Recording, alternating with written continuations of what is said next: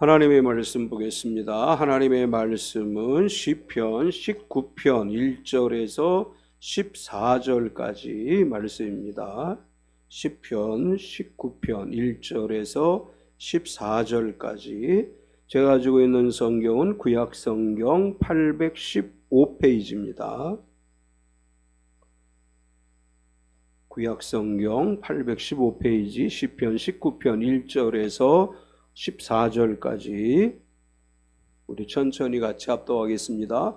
하늘이 하나님의 영광을 선포하고 궁창이 그의 손으로 하신 일을 나타내는도다. 날은 날에게 말하고 밤은 밤에게 지식을 전하니 언어도 없고 말씀도 없으며 들리는 소리도 없으나 그의 소리가 온 땅에 통하고 그의 말씀이 세상 끝까지 이르도다.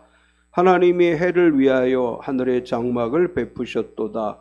해는 그의 신방에서 나오는 신랑과 같고 그의 길을 달리기 기뻐하는 장사 같아서 하늘 이 끝에서 나와서 하늘 저 끝까지 운행하며 그의 열기에서 피할 자가 없도다. 여호와의 율법은 완전하여 영혼을 소생시키며 여호와의 증거는 확실하여 우둔한 자를 지혜롭게 하며 여호와의 교훈은 정직하여 마음을 기쁘게 하고 여호와의 계명은 순결하여 눈을 밝게 하시도다. 여호와를 경외하는 도는 정결하여 영원까지 이르고 여호와의 법도 진실하여 다 의로우니 금 곧 많은 순금보다 더 사모할 것이며 꿀과 송이꿀보다 더 달도다. 또 주의 종이 이것으로 경고를 받고 이것을 지킴으로 상이 크니이다. 자기 허물을 능히 깨달을 자 누구리요? 나를 숨은 허물에서 벗어나게 하소서. 또 주의 종으로 고의로 죄를 짓지 말게 하사 그 죄가 나를 주장하지 못하게 하소서. 그리하면 내가 정직하여 큰 죄가에서 벗어나겠나이다. 나의 반석이시여 나의 구속자이신 여호와여, 내 입의 말과 마음의 묵상이 주님 앞에 연락되기를 원하나이다. 아멘. 우리 나의 입술의 모든 말과 찬양 짧으니까 2번 부르고 말씀 나누겠습니다.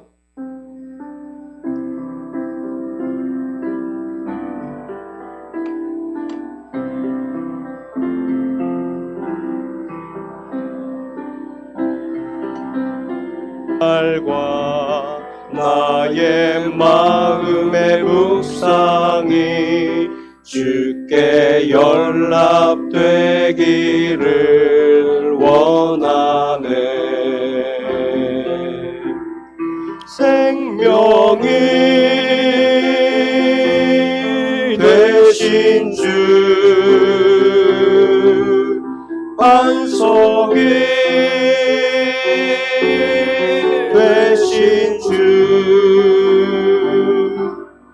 나의 입술의 모든 말과 나의 마음의 묵상이 주께 연락되기를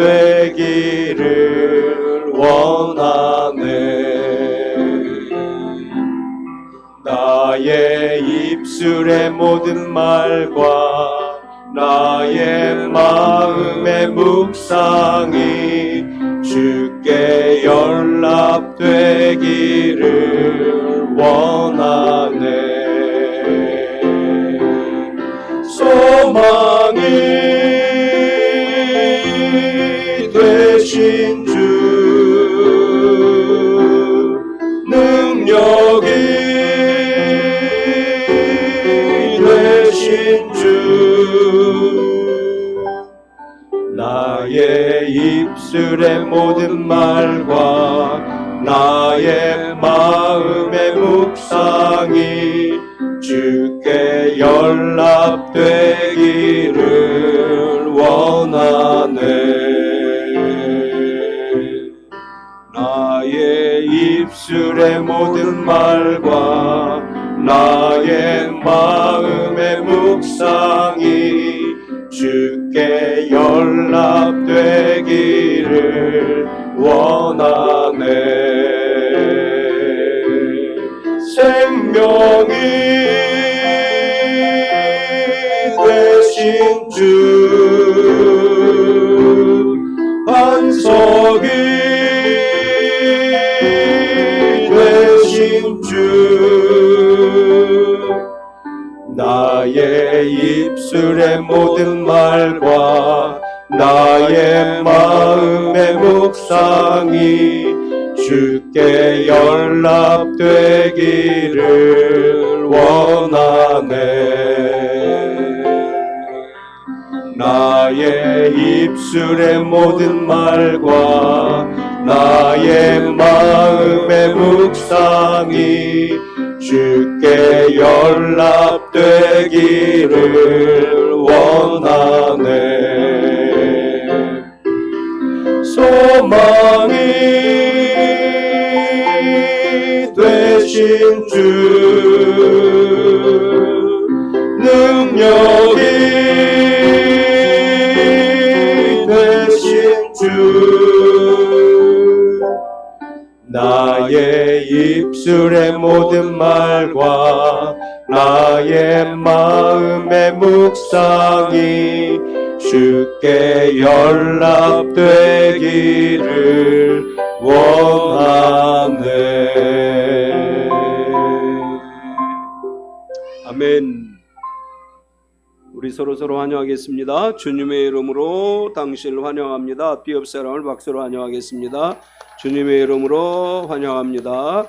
오늘 추석 연휴를 맞이해서 부모님들하고 같이 예배드리는 우리 성도님들, 부모님들까지 모두 인터넷 참여하시는 분들 환영합니다. 우리가 서로 축복하겠습니다. 몸은 건강하게, 마음은 평안하게, 삶은 행복하게. 무덥지요. 아직도 날씨가 덥지만 또 하나님께서 우리에게 시원한 가을을 주셨습니다. 건강하고 평안하고 행복한 명절 연휴 기간 되시고 또 하루하루의 삶이 되시기를 축원합니다. 아멘. 우리 신앙은 중심이 하나님 말씀이죠. 우리가 신앙생활을 한다고 할 때 하나님 말씀을 따라 살아가는 것이다, 이렇게 정의할 수 있습니다. 하나님 말씀을 믿는 것은 성경을 근거한 것이고 성경은 하나님의 말씀이죠. 따라서 우리가 신앙생활을 하는 것은 말씀을 따라서, 성경을 따라서 살아가는 것입니다. 우리가 경계해야 될 것 중에 하나는 성경에 근거하지 않는 신비주의적 현상을 따르려고 하는 것입니다. 신비주의적 현상, 성령의 은사가 나타날 때 성령의 역사도 성경에 근거해야 돼요. 예언이라고 하는 것도 그 근거가 성경에 있어야 되는 것이고, 그 모든 은사는 성경과 벗어나서는 그것은 진정한 신앙이 아니다. 아무리 예언이나 환상과 꿈 같은 것이 나타나도 그것이 성경에 근거하지 않을 때 그것은 진정한 신앙이 아니다. 저는 안 봤는데 오늘 인터넷 뉴스에 올라온 것 중에 PD수첩에서 어느 40대 성도의 자살에 관한 이야기가 이제 인터넷 뉴스로 PD수첩에서 다뤘다고 나왔어요. 아마도 보신 분들도 있을 것 같은데, 어느 기도원에 갔다가 이제 어떻게 과정을 쭉 이야기했는데 결국은 그거예요. 말씀에 근거하지 않고 잘못된 예언이라든지 잘못된 가르침을 따라가는 것이 결국은 기독교 신앙을 해치는 것이다. 이단에 빠지는 게 뭐냐? 말씀에 근거하지 않고 자신들이 주장하는 그 어떤 것을 따르는 것이 이단에 빠지는 것입니다. 우리가 매일 말씀을 읽고 묵상하는 것은 우리의 신앙이 철저하게 성경에 근거한 신앙이 되기 위한 것이죠. 우리가 가지고 있는 성경은 구약 39권, 신약 27권, 총 66권으로 구성되어져 있는데 우리가 사용하는 성경을 우리는 정경이라고도 이야기를 합니다. 이 정경이라고 하는 말은 이제 캐논이라고 하는 단어를 쓰는데, 이 캐논은 라틴어 칸나에서 유래가 됐고, 이 칸나는 갈대를 이야기하는 그리스어 카논에서 유래가 됩니다. 카논이라고 하는 이 단어는 잣대라고 하는 거예요. 특별히 측량하는 막대기라고 하는 단어가 카논이라고 하는 것이고, 과거의 고대 시대에는 오늘날처럼 물건을 잴 때, 무게를 잴 때 이 기계가 잘 발달되어 있지 않아서 정확하진 않지만 어쨌거나 이 막대기를 가지고 측량하는 막대기를 가지고 그 측량하는 막대기는 주로 갈대를 사용했기 때문에 칸나라고 하는 단어에서 유래가 된 것이고, 이제 우리가 정경이라고 이야기할 때 많은 성경과 비슷한 책들 중에서 특별히 인정한 책이다라는 뜻이에요. 이게 정경이라고 하는 것이고, 이 정경이라고 하는 권위는 이 정경이라고 하는 의미는 두 가지로 오늘날 우리가 적용할 수 있는데, 하나는 기준이라는 것으로 이해를 해야 돼요. 우리 신앙의 기준이 뭐냐? 성경이에요. 성경이 우리 신앙의 기준이 돼야 된다. 이제 정경이라고 하는 단어를 우리가 해석할 때 그런 의미로 해석할 수 있고, 또 하나는 이 정경이라고 하는 말은 많은 책들 중에 이제 우리가 가지고 있는 이 정경 이외의 책들을 가경이라고 하든지 외경이라고 부르기도 해요. 이제 그래서 우리가 가지고 있는 66권 이외에 여러 가지 예언서들과 여러 가지 유대인들이 기록해 놓은 문서들이 있는데, 그것을 성경으로 인정하지 않고 이 66권만을 성경으로 인정하면서 이것이 공식적으로 인정되어진 하나님의 말씀이다. 그래서 우리는 이 성경 이외의 말씀을 하나님의 말씀으로 인정하지 않고 이 말씀만 가지고 신앙생활하는 것입니다. 물론 이제 신학을 연구하는 사람들은 이 정경이 아닌 다른 외경이라든지 이런 책들을 연구하는 분들이 있어요. 그 이제 성경과의 연결성을 찾기 위해서 그런 것을 연구하고는 있지만 그걸 성경으로 인정하지는 않아요. 오직 우리가 가지고 있는 공인되어진 이 66권 이 말씀만이 하나님의 말씀이다. 우리는 이 말씀을 믿고 따라 살아갈 때 말씀에 기록되어진 대로 하나님이 주신 은혜와 복을 누릴 수 있습니다. 오늘 우리가 봉독한 말씀은 소개할 때 다윗의 시 인도자를 따라 부르는 노래라고 되어 있습니다. 하나님은 다윗을 통해서 하나님의 말씀에 대해서 노래하게 했고, 다윗은 하나님의 말씀이 우리에게 어떤 의미가 있는 것이고 하나님 말씀을 통해서 우리가 누리게 될 은총은 무엇인가에 관해서 말씀을 하고 있습니다. 오늘 우리가 봉독한 이 말씀은 짧게 14절까지로 구성되어져 있지만 1절에서 6절까지는 자연을 통해 드러나는 하나님의 권능과 영광을 찬양하는 내용으로 구성되어져 있고, 7절에서 14절까지는 우리의 영혼을 생명으로 인도하시는 하나님의 말씀에 대한 노래를 하고 있습니다. 이제 오늘 우리가 읽었지만 앞부분과 뒷부분이 약간 좀 다르게 구성되어진 것처럼 느낄 수 있어요. 그러나 한 가지 주제가 있는데 이것은 계시와 말씀이라고 하는 한 가지 주제를 가지고 있고, 그래서 오늘 이 다윗의 노래를 중심으로 해서 하나님의 말씀은이라고 하는 제목으로 은혜를 나누려고 합니다. 오늘 말씀을 통해서 우리는 첫 번째로 자연을 통해서 드러나는 하나님의 영광을 볼 수 있습니다. 다윗은 자연을 통해서 하나님의 영광과 권능에 대해 노래하고 있는데, 하나님이 창조하신 이 아름다운 자연이 하나님의 영광을 드러내고 있고 하나님이 하신 놀라운 일을 선포하고 있다. 이제 이렇게 노래하고 있습니다. 자연이 하나님이 하신 영광을 드러내고 하나님의 영광을 드러내에 있어서 다윗은 이렇게 먼저 이야기를 합니다. 하나님의 하신 일을 나타냅니다. 1절을 보면 하늘이 하나님의 영광을 선포하고 궁창이 그의 손으로 하신 일을 나타내는도다. 하늘이 하나님의 영광을 선포한다는 것은 하나님이 창조하신 이 세상의 아름다움을 하늘이 증거하고 온 우주 만물을 통해서 영광을 받으실 분이 하나님이시다. 하늘이 그렇게 이야기한다는 거예요. 하늘은 이 하나님이 창조하신 이 세상의 아름다움 속에 하나님의 영광이 있다 이렇게 노래하는데, 그 뒤에 또 이렇게 얘기하죠. 궁창은 그의 손으로 하신 일을 나타낸다. 이 궁창은 뭘 얘기하느냐? 대부분의 다른 번역 성경에서는 궁창을 이 창공이라고 표현을 했어요. 그러니까 하늘이라는 단어와 창공, 궁창이라는 단어는 표현은 다르지만 같은 것을 의미하는 것입니다. 이제 하늘은 하나님의 영광을 나타낸다. 반면에 궁창은 하나님이 하신 일을 나타낸다 이렇게 표현을 했습니다. 이제 하나님의 영광을 선포하고 하나님이 손으로 하신 일을 나타낸다.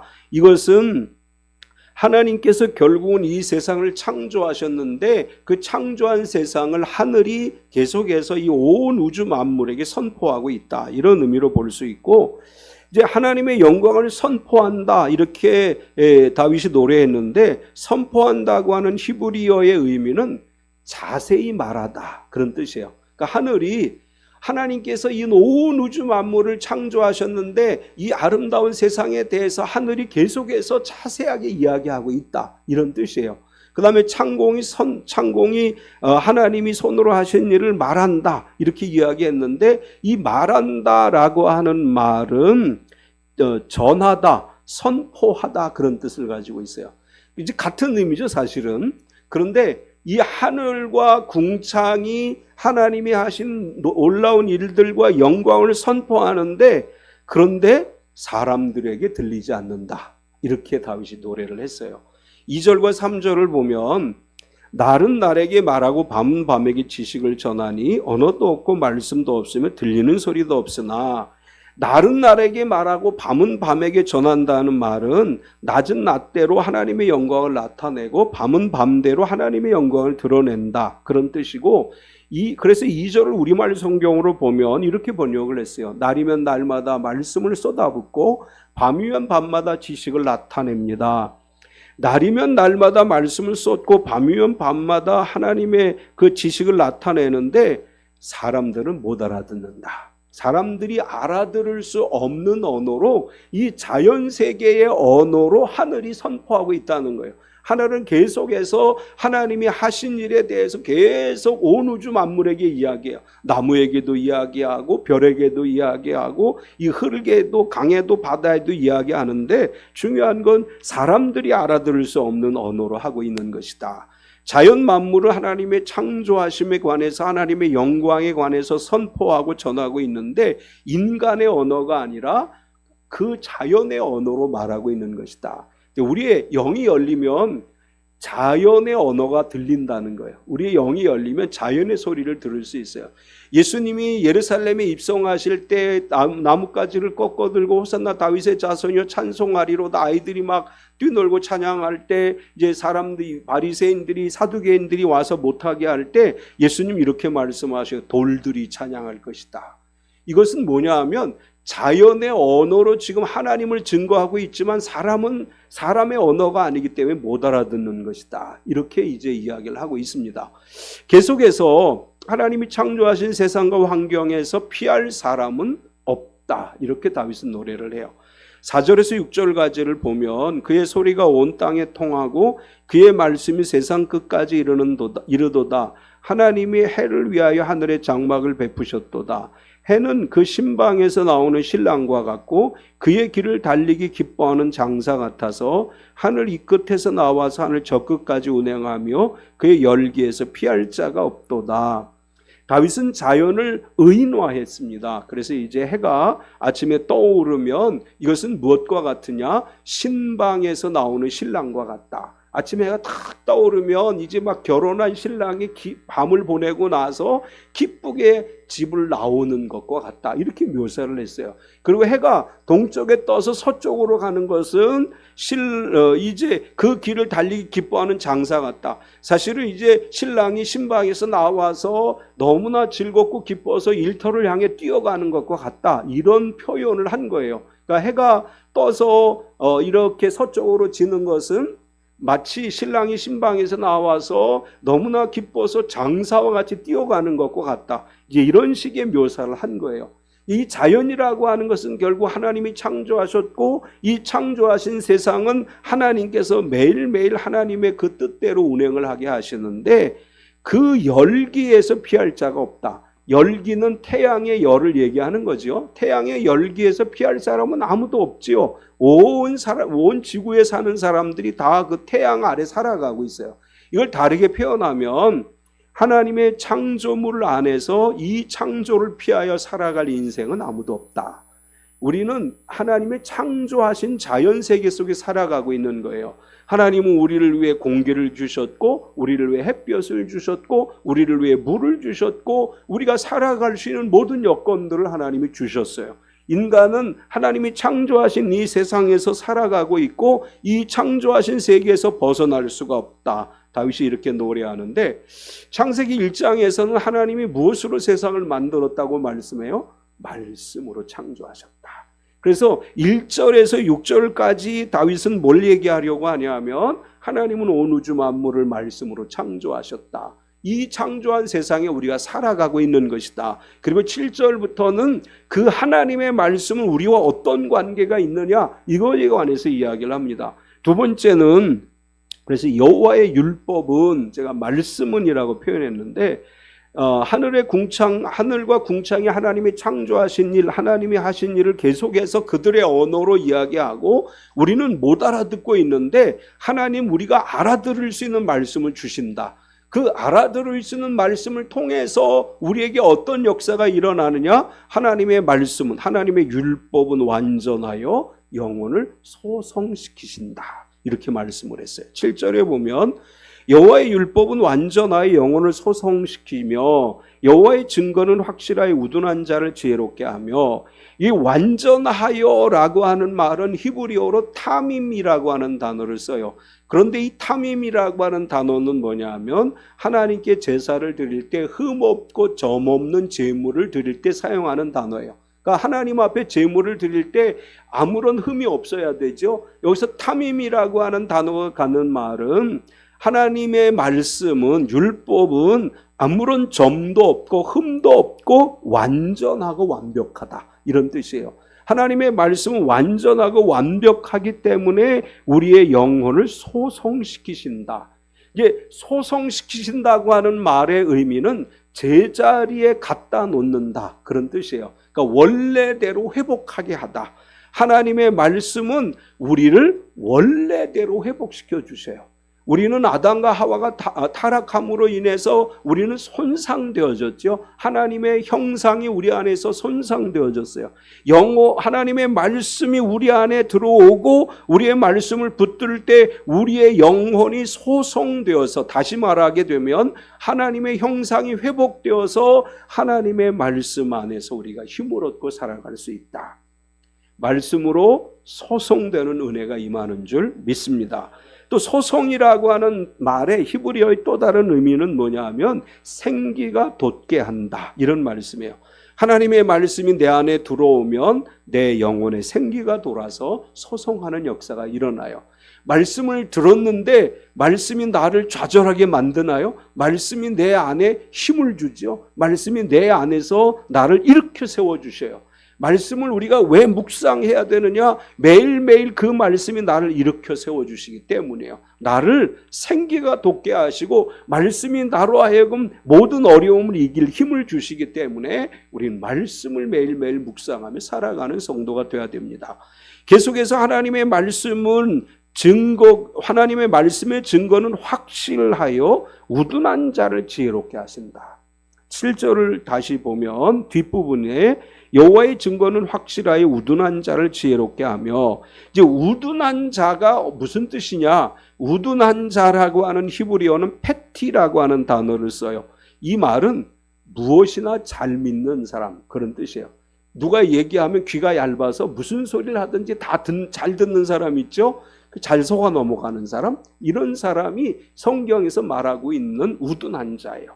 이제 이 아무거나 잘 믿는 사람들은 하나님의 말씀을 받아서 그 말씀을 들으면 하나님 앞에 열린 마음이 돼서 말씀대로 살아가지만, 우둔한 사람은 이단의 이야기를 들으면 잘 넘어가는 거예요. 그 이단에 미혹되는 사람들은 우둔해서 하나님의 말씀을 제대로 듣지 못하는 사람들이고, 또 이 미혹에 잘 넘어가는 사람들, 이런 사람들을 우둔한 사람이라고 얘기하는데, 이 우둔한 사람들이 율법의 지혜를 배우지 않으면 위험에 빠지게 되고 죄에 빠지게 되고 이단의 유혹에 넘어가지만, 하나님의 말씀 안에서 지혜를 배우게 되면 모든 유혹을 이기고 견고한 믿음 안에 설 수 있다고 하는 것입니다.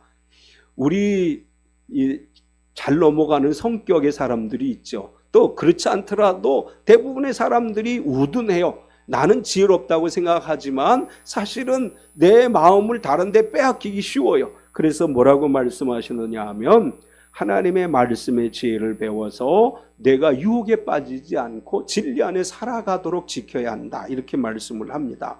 이제 계속해서 하나님의 말씀의 교훈은 정직하여 마음을 기쁘게 한다. 이렇게 말씀을 해요. 8절을 보면 여호와의 교훈은 정직하여 마음을 기쁘게 하고 여호와의 계명은 순결하여 눈을 밝게 하시도다. 생명을 주시는 하나님의 말씀은 정직하고 거짓이 없다는 얘기입니다. 정직한 하나님의 말씀의 교훈은 영생 복락을 누리게 하고 말씀을 의지하며 말씀대로 살아가면 말씀 안에서 하나님이 주시는 기쁨을 누리게 됩니다. 저는 인터넷 쇼핑을 자주 하는 편이에요. 인터넷 쇼핑을 하다 보면 특별히 알리를 많이 이용하는데 알리를 이용하다 보면 내가 뭘 사려고 하는데 보면 최저가가 딱 나와요. 그래서 이거다 딱 들어가서 보면 거기 뭐가 붙어요? 옵션이 딸리죠.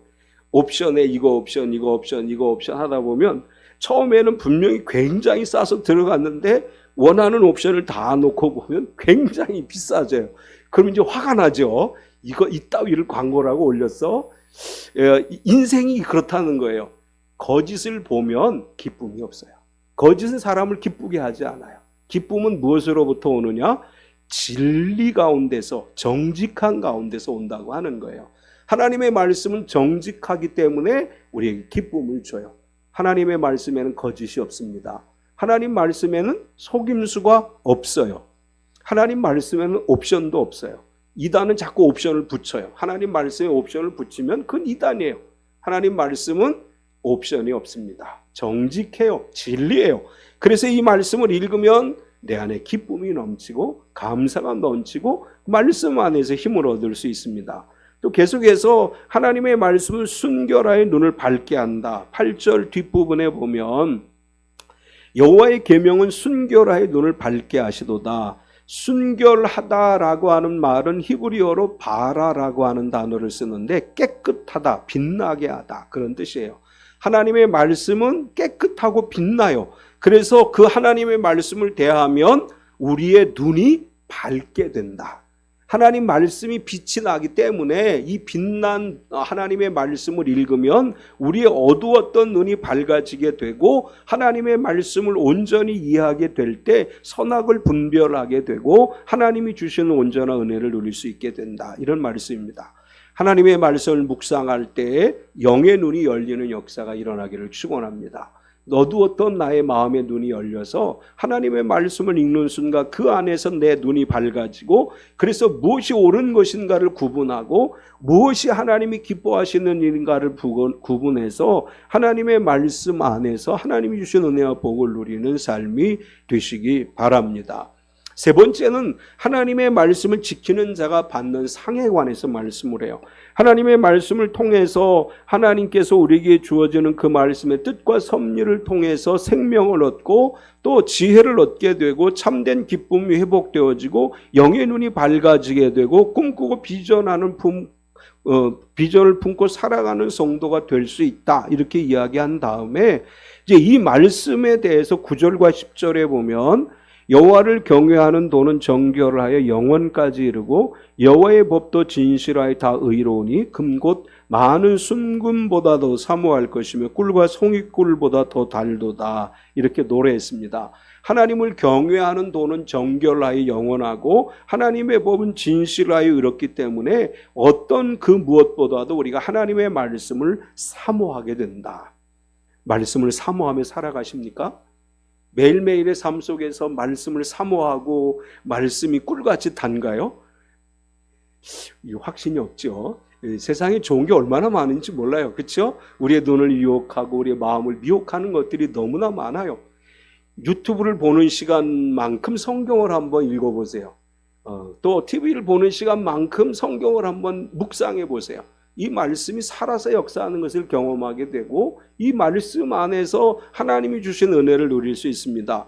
다윗이 노래한 것처럼 하나님 말씀을 사모하고 꿀보다 더 달다고 느껴지면 그 사람 복 받은 사람이에요. 그래서 하나님의 말씀을 늘 묵상하며 살아가는 삶이 복된 삶을 살아가는 것입니다. 하나님의 말씀을 잠이 안 올 때 읽는 분들이 있어요. 잠이 안 올 때 성경을 읽으면 한 장만 읽어도 잠을 잘 주무시는 분들이 있어요. 11절에 보면 또 주의 종이 이것으로 경고를 받고 이것을 지킴으로 상이 크니이다. 하나님의 말씀은 내가 사모하는 말씀이고 송이꿀보다 더 단 말씀인데 이 말씀대로 살았더니 하나님께서 주시는 상이 내게 굉장히 큰 상이 있다. 이렇게 노래하는데 이제 다윗은 이렇게 얘기해요. 우리가 받을 상에 대해서 허물에서 벗어나게 된다. 이렇게 노래해요. 12절을 보면 자기 허물을 능히 깨달을 자 누구리요 나를 숨은 허물에서 벗어나게 하소서. 12에서 14절은 기도문 형태로 되어 있어요.